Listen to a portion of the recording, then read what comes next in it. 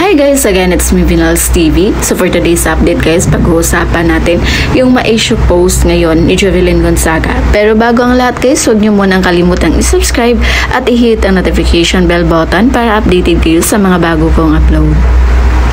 So matalinghaga ngayon guys ang bagong post ni Jovelyn Gonzaga sa kanyang Instagram account. Nakisali siya sa trending na bagong kanta ni Juan Carlos na Ere but single edition. At sabay pa caption, nahulaan nyo kung sinong total, ma-issue naman kayo.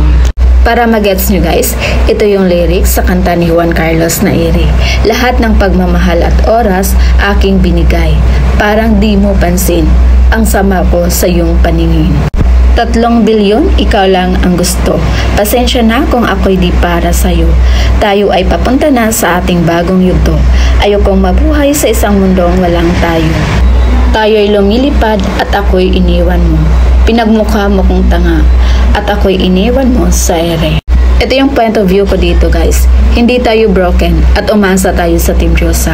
Pero sa post na to ni Jobs, nakakayak isipin. Ito kayo yung sinasabi nila na parang pakwan ang Team Diyosa. Green flag sa labas, pero yung totoo, red flag pala. Binigyan kasi tayo ng mixed signals guys, kaya umasa. Char lang. Itong kanta na to, sobrang misteryoso talaga.